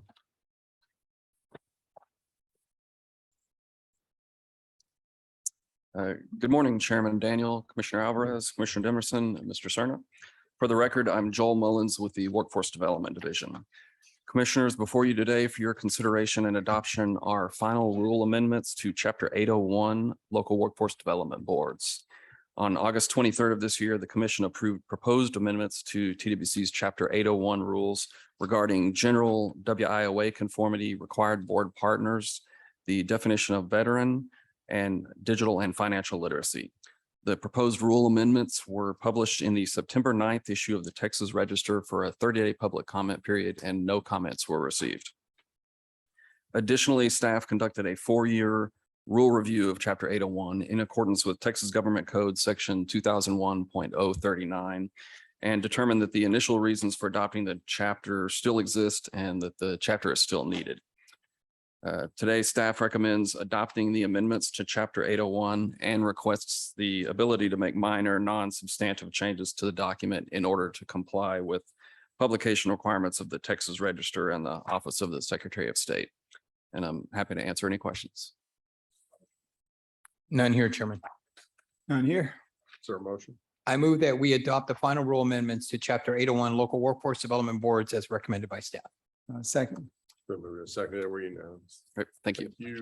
Agenda item 9, final rules for 40 Tech, chapter 803 Skills Development Fund to streamline the Skills Development Fund grant proposal and approval processes.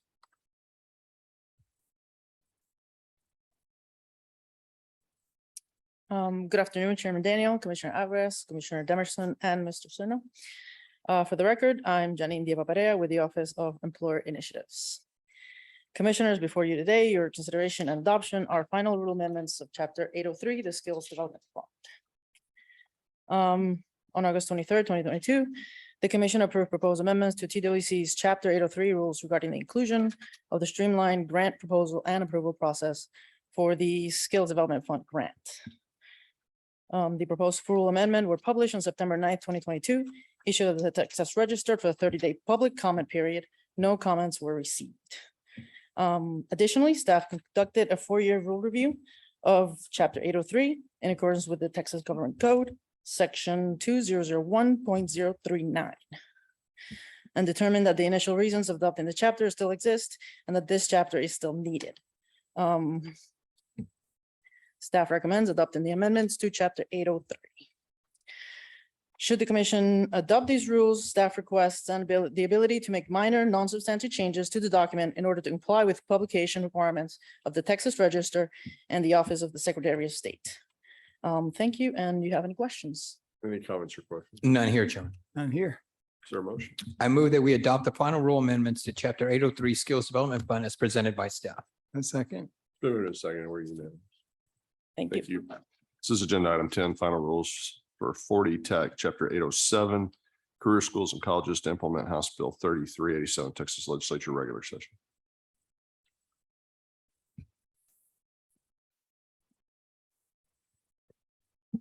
Good afternoon, Chairman Daniel, Commissioner Alvarez, Commissioner Demerson, and Mr. Sarno. For the record, Carrie Ballast, Workforce Development Division.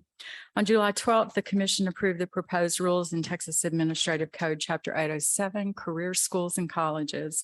The proposed rules were published in the Texas Register for a 30-day comment period. One comment was received. No changes were made to the rules as a result of the comment. Today's final rules are to implement House Bill 33 of the 87th regular session relating to measures to facilitate the award of post-secondary course credit leading to workforce credentialing based on military experience, education, and training, and to amend Chapter 807 to clarify language, remove redundant language, and streamline TWC processes. Staff recommends the adoption of final rules to 40 TAC Chapter 807 and requests the ability to make minor non-substantive changes to the document in order to comply with publication requirements of the Texas Register and of the Secretary of State's office. I'm available to answer any questions that you have. Comments or questions? None here, Chairman. None. Is there a motion? Chairman, I move that we adopt the final rule amendments to chapter 807 career schools and colleges as recommended by staff. A second. It's been moved and seconded. We're unanimous. Thank you. Thank you. This is agenda item 11, final rules for 40 Tech. Chapter 821, Texas payday rules to allow TWC's Labor Law Department to issue corrected determinations. Good afternoon, Chairman Daniel, Commissioner Alvarez, Commissioner Dimerson, and Mr. Cerna. For the record, I'm Misty Sterling, Director of Policy and Planning with the Fraud Deterrence and Compliance Monitoring Division.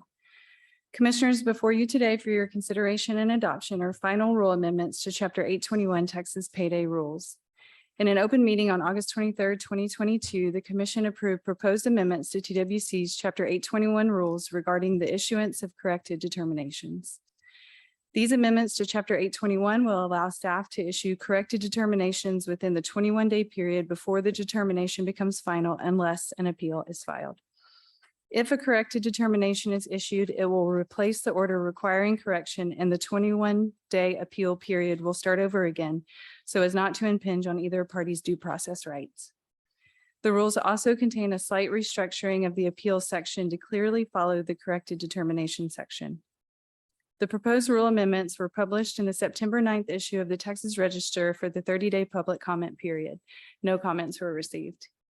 Additionally, staff conducted a 4-year rule review of Chapter 821 in accordance with Texas Government Code Section 2001.039 and determined that the initial reasons for adopting the chapter still exist and that this chapter is still needed. Staff recommends adopting the amendments to Chapter 821. Should the Commission adopt these rules, staff requests the ability to make minor non-substantive changes to the document in order to comply with publication requirements of the Texas Register and the Office of the Secretary of State. This concludes my presentation. I'm available to answer any questions that you may have. Thank you. Questions or comments? None here, Chairman. None here. Is there a motion? I move that we adopt the final rule amendments to chapter 821 wage claims as recommended by staff. Second. It's been moved and seconded. The motion carries. Thank you. This is agenda item 12, discussion, consideration, possible action regarding approval of local workforce development board nominees. Good afternoon, Chairman, Commissioners, and Mr. Cerna. For the record, Cherie Dudley with Workforce Development. Today, for your consideration, we have Workforce Board nominations for Brazos Valley. Staff recommends approval with the exception of rural capital area on the presented nominees, and I'm here to answer questions you may have. Comments or questions? None here, Chairman. Let me make sure I was apprised of this one. So the rural capital nominee that we're withholding back on right now, is that an employer? Excuse me, So you're recommending all with the exception of the rural capital at this time, at yes. this time? Okay, at this time. Okay. No other comments? Is there a motion? I move that we approve the local workforce development board member nominee for Workforce Solutions Brazos Valley as presented by staff today. A second. Been moved and seconded. We're unanimous. Thank you. Thank you. This is agenda item 13, the 2023 Texas Workforce Commission Reentry Conference.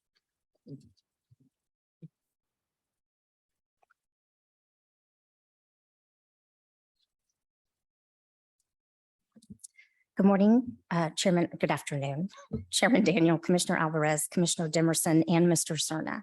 For the record, I'm Christy Cavanis with Outreach and Employer Initiatives Division. At the September 13th, 2022 meeting, the Commission requested staff explore the options of hosting a second reentry conference before or after another TWC event to save costs.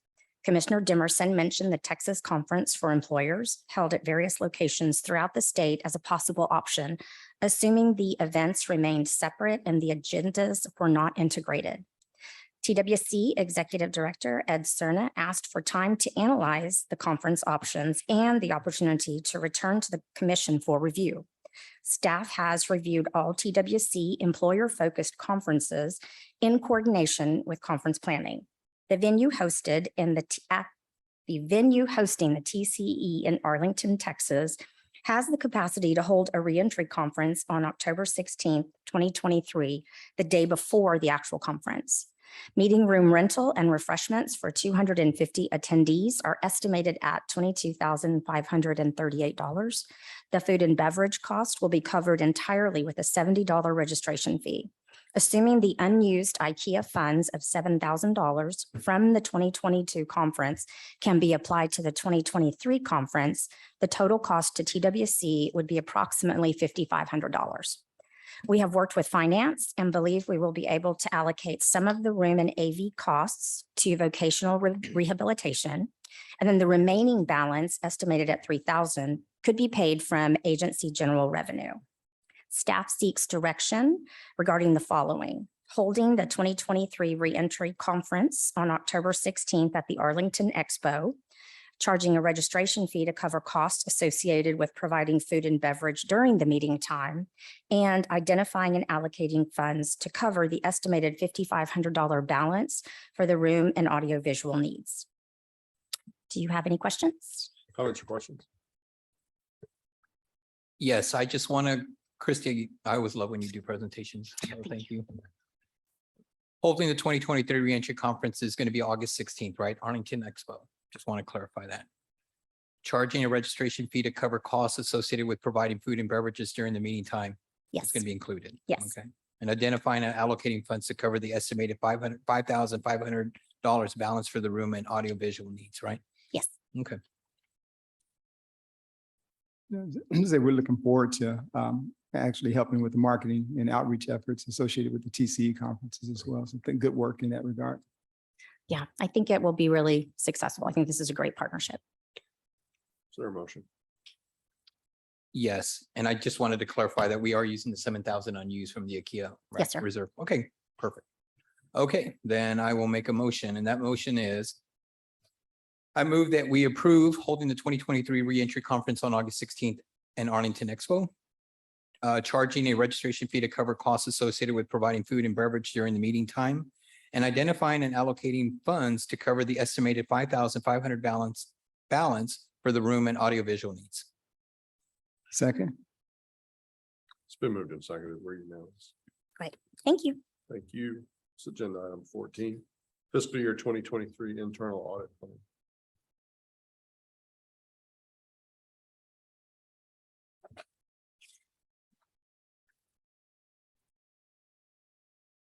Good afternoon, Chairman, Commissioners. For the record, Ashley Saugaville, Internal Audit Director. Today, I'm here to present the fiscal year 2023 audit plan for your consideration and approval. In your materials, you'll find the proposed audit projects as briefed with your offices, and I'd be happy to answer any questions you may have. Comments or questions? It's nice to see you again and great report. None here. All right, is there a motion? I move that we approve the fiscal year 2023 audit plan as presented by staff. Second. It's been moved and seconded. We're unanimous. Thank you. Thank you.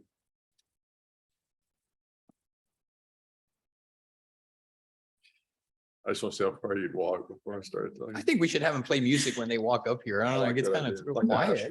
This is agenda item 15, board contract year 2023 and 2024. Local workforce development board targets. I know you've had a busy afternoon. I was just trying to help us move this along. I Courtney, appreciate the enthusiasm. I really do. good afternoon. For the record, Courtney Arbor, Workforce Division. In a joint effort by the Workforce Division and I3, Adam Leonard and I bring for your consideration the performance targets for the local workforce development boards for WIOA, adult dislocated worker and youth programs for board contract year 23 and 24. Department of Labor requires that states submit targets for a 2-year period. And at the end of each year, the targets are actually adjusted based on actual case mix of the customer served. But this is that exercise to establish those targets. What you found in your notebook materials and have been briefed are the targets proposed by staff after first applying our state local knowledge to the DOL statistical model.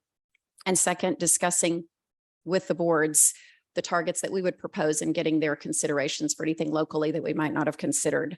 These measures are important to the workforce system in that they're fundamental to Texas' continued receipt of WIOA funding, but more so because they set the bar for participant outcomes related to employment, earnings, skills gains, and credential achievement. Our primary interest in the WIOA programs is to strengthen the labor force by helping employers hire and retain skilled workers and to help Texans, including youth with significant barriers to employment, to find meaningful employment. So after analysis by the Workforce Division and I3 and review with the board, staff recommends approval of the targets for WIOA, Adult Dislocated Worker Youth for BCY 23 and 24 as proposed. Comments or question? Good work, Courtney, you and Adam and your team. So thank you for that. Ditto. Is there a motion? I move that we approve the initial targets for board contract years 2023 and 2024 for the WIOA statutorily prescribed performance measures negotiated with the 28 workforce boards as listed in the discussion paper and recommended by staff. Second. Been moved to second and we're unanimous. Thank you. Thank you. This is agenda item 16, program year 2022-2023 AEL contracted measures. Good afternoon, Chairman Daniel, Commissioner Alvarez, Commissioner Dimerson, and Mr. Cerna. For the record, Mahalia Baldini with the Workforce Development Division. This afternoon, Adam Leonard with I3, as well as myself, are presenting you with the Adult Education and Literacy Program Year 22-23 contracted measures and performance-based funding criteria as outlined in your notebook materials. For the first issue on contracted measures, historically, the Commission has approved the following AEL contracted measures: participant enrollment, measurable skills gain, and the WIOA exit-based outcomes. Your notebook materials further outlines the targets for each of these measures and provides context for whether the measures are corresponding and aligned to targets set by the U.S. Department of Education or outlined in the General Appropriations Act. On the second issue for the PY 22-23 allocations are composed of a performance-based funding holdback as authorized in TWC Chapter 800 General Administration Rule. And in order to access this holdback of funds, AEL grant recipients must meet performance-based funding criteria as approved by the Commission each program year. As outlined in your notebook materials for program year 22-23, we have two performance-based funding holdback criteria for the Commission's consideration. So at this time, staff seeks direction on the proposed AEL contracted targets as well as setting the performance-based funding criteria. I'm happy to answer any questions that you may have. Comments or question? None here, Chairman. None. Is there a motion? I move that we approve program year 2022 through 2023 AEL contracted measures and performance-based funding criteria as recommended by staff. Second. It's been moved and seconded and we're unanimous. Thanks, guys. Thank you. This is agenda item 17, submission of the apprenticeship related instruction cost study to TWIC.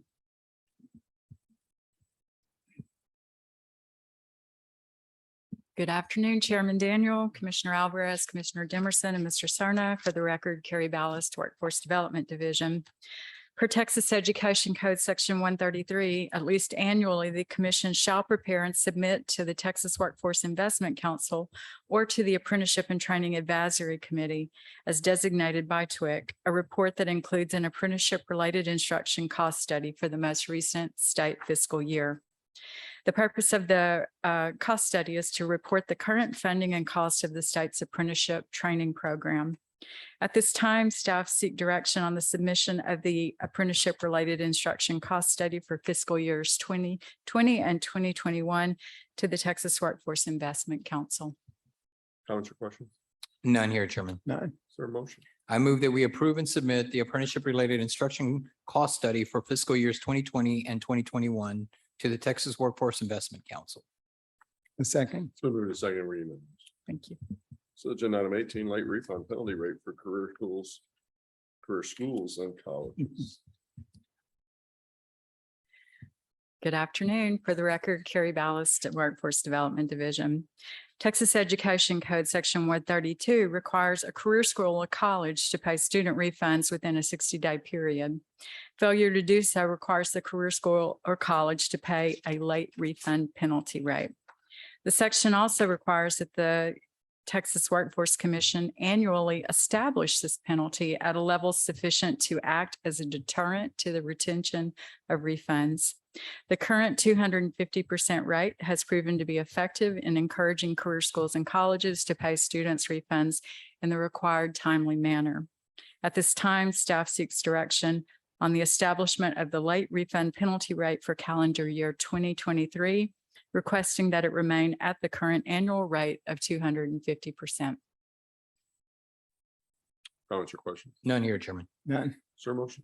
I move that we approve the calendar year 2023 penalty rate for the late refunds to students at the current annual rate of 250%. Second. So moved and seconded. Unanimous. Thank you. It's agenda item 19, board contract year 2024 statewide parent share of cost methodology for childcare services. Good afternoon, Chairman Daniel, Commissioner Alvarez, Commissioner Demerson, and Mr. Cerna. For the record, Allison Wilson with the Child Care and Early Learning Division. Before you today is a discussion paper outlining a new methodology for assessing the parent share of costs for the Child Care Services Program. On September 13th, the Commission approved the amendment of Section 809-19 of TWC's Chapter 809 Child Care Services Rules to create a statewide policy. The new policy will support greater consistency and help ensure affordability of parent copays. Under the new rule, parent share of cost must be established by the Commission on a sliding fee scale that is based on family size and monthly income and is represented as a percentage of the state median income. The methodology we're proposing today meets these requirements, ensuring that families at the lowest income levels have the lowest percentage of their income going towards parent share of cost. Additionally, consistent with the benchmark set forth by the Federal Office of Child Care, this methodology caps parent copays at no more than 7% of family income for families with one child in care and 13% for families with multiple children in care. Per Section 809-19, these percentages will be reviewed and, if necessary, modified by the Commission on an annual basis. The new statewide standard will require substantial IT system changes that will be addressed in TWC's new child care case management system, scheduled to be completed in late 2023. Staff recommends that the Commission adopt the new statewide parent share of cost methodology as described in the paper, and that the Commission directs staff to implement the policy in the fall of 2023 in conjunction with the implementation of TWC's new child care case management system. And I'm happy to answer any questions you may have. Comments or questions? None here, Chairman. None. Is there a motion? I move that we approve the methodology for assessing a family's parent share of costs as outlined in the discussion paper and authorize staff to amend the federal fiscal year 2022, 2024 through 2024 Child Care and Development Fund state plan accordingly. Second. It's moved and seconded. We're unanimous. It's agenda item 20, resource utilization and implementation of services and strategies to target disaster relief efforts and public health emergencies, specifically an amendment to the child care provider cost of quality calculator initiative. Okay, again, Allison Wilson with Child Care and Early Learning. On March 8th, 2022, the Commission approved the 6th tranche of child care stimulus funded initiatives, which included funding for the provider cost of quality calculators web-based interactive tool. At that time, staff had estimated that the PCQC would cost $800,000. However, through the process of obtaining a quote through a DIR cooperative contract, staff have determined that additional funding is needed due to higher than anticipated information technology costs. An additional $400,000 will support the development and deployment of the interactive web tool. Staff recommends the Commission approve an additional $400,000 in stimulus funding for the PCQC. Comments or questions? Allison, I just wanted to thank you for all the great work you and your team do to provide services and how we've been able to use this money, these tranches, the money that have been allocated. So wherever we speak, that's one of the things that always comes out is the fact that how we've been so creative and how we've been working with our TRS providers, making sure that they get the tools needed to be successful. So I appreciate that. And I know I'll be taking a tour of the TRS provider at Valley Baptist Medical Center, which I'm fascinated. I'm looking forward to that one, being an on-premise employer daycare center. So I'm looking forward to that. So I wanted to thank you and your team for all of what you do. Thank you. No comments. Okay. What was the cause of the increase? $400,000 But like why is it 400,000 more? because we underestimated what the technology costs were going to be in the first round. And whose technology cost was that? So it's partly because we're going through a DIR cooperative contract, which does allow us to much more efficiently get into contract and start the work. But the vendors tend to be more your, Cadillacs. And what we had used to estimate, to create the original estimate was more of a Pinto. A Pinto. I'm dating myself. Like I would. Man, I would have gone with Yugo, so it's not on the same time period. There you go. But you read about Pintos in history class in high school. That's how you knew. No, I'm old enough to have ridden in one. Thank you. Is there any other questions or comments? None here, Chairman. None.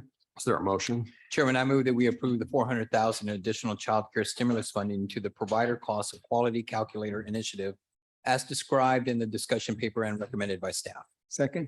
It's been moved and seconded, and we're unanimous. Thank you. I mean, I was all ready for a legislative report, but we're not having one today. How about an executive director's report? Nor that. Is there any other order of business coming before the commission? Chairman, I have a few things. Ed, the Texas Education Agency reported that during the 2021 through 2023 school year, Texas employed 376,086 classroom teachers.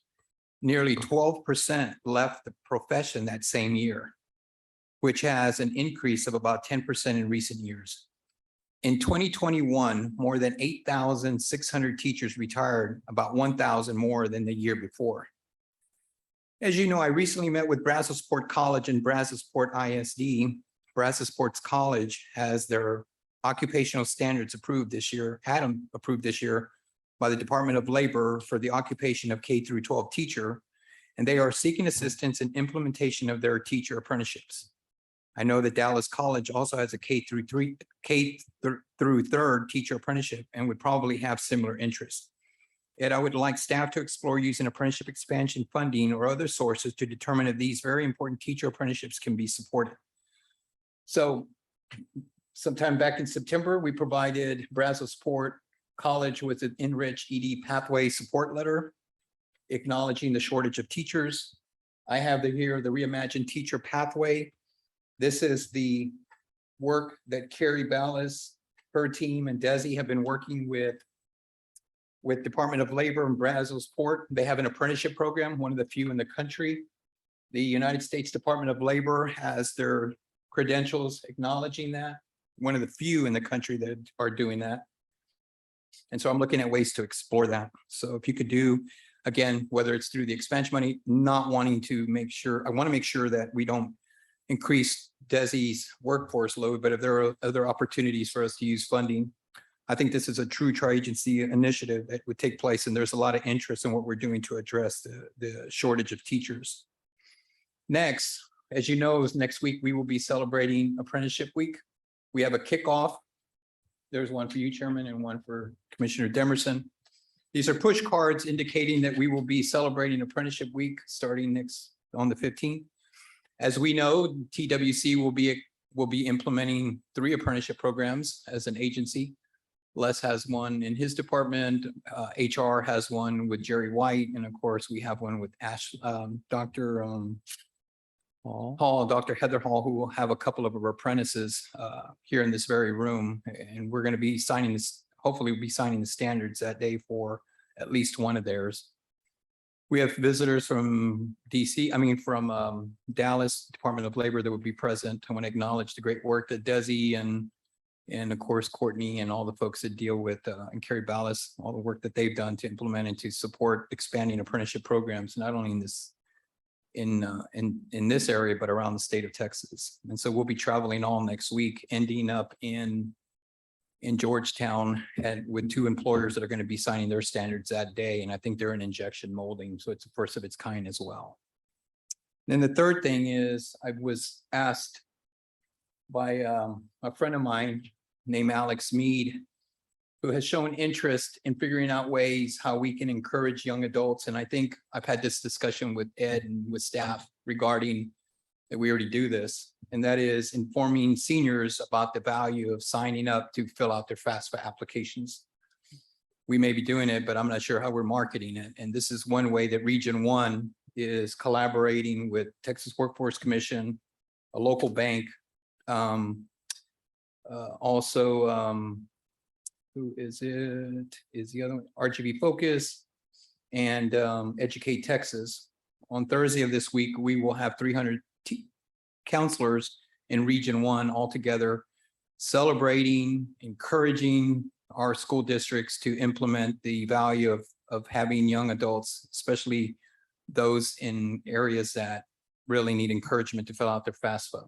And so we'll have an entity that will be overseeing it. It's a kickoff party or a kickoff announcement, and we're going to be challenging the other educational service centers around the state to do the same thing. This is our way of encouraging young adults about the value of signing up to fill out their FAFSA. All of these initiatives have come out from discussions that we've had in the last couple of months, whether it's in Brazosport with the education, encouraging young adults to be teachers, addressing the teaching shortage, to encouraging young folks to apply for apprenticeship programs or their FAFSA. And then, of course, the third initiative is the acknowledgement of National Apprenticeship Week. So that's all I wanted to say, and I appreciate everything and all the work that staff has put into making sure that we're successful in all three of these events. Commissioner Alvarez, let me applaud the efforts around the FAFSA opportunities. I'd love to work with your group, your team, or whomever is working on that as we look at high school internship opportunities as well, along with college internship opportunities. And so if you see a fit there, make sure that, we're in the loop on those things. We'd love to help out in that effort. Secondly, just I know we're coming up on Veterans Day on the 11th. And so I wanted to recognize and just thank all of our veterans. And I know we'll do some of that as we go forward. But this is the week that we're cooking it out. And I'll be here in Austin participating with the Capital Workforce Solutions Capital area. But to all of our veterans that are either online in the office and the like, just appreciate their service and wanted to share that and recognizing their service and contributions to our country. Chairman, if I also may add that there's been a lot of work in addressing the shortages, not only in healthcare, but in our teachers. And so I'm very excited to see that there may be some opportunities for us to assist those occupations, as we all know how the value of that. We just got off the phone with the nursing board regarding where we're at right now. Hopefully we'll be able to address those nursing shortages soon. But I will tell you that I'm very excited about the work that this agency has done collectively to make sure that we're addressing the needs. I just got back from speaking in Hearst, Texas, and the compliments that people from all over the state give this great agency for the work that we do. I mean, Mahalia, with the work that you're doing in AEL, and when we show slides of what you do in childcare and how innovative that this commission has been, and how the commission has been very supportive of programs around the state and how we've addressed the needs of employers. I commend my two fellow commissioners. It's a team effort. And so we have some really exciting things that are happening. I know we're currently working on some stuff that we're hoping that we'll be able to express during this upcoming legislative session that are things that are exciting. The way we look at higher ed, which in my opinion is anything after high school, things are changing before our very eyes. And I'm glad we're addressing that. So I commend the agency for the great work that we're doing. People out, everything from, our JET grants to our skills development, people are very appreciative of what we do here. So I know we don't get an opportunity often to thank everybody in a room and for all the great work that you're doing, but certainly I will tell you that we are, we've done some really good work, not only during the pandemic, but, we continue to do good work. And Ed, I compliment you on the team that you've established and the great work that we're doing collectively. So thank you. Just wanted to share that with everybody. Thank you, sir. All right, anything else? Is there a motion to adjourn? Chairman, I move that we adjourn.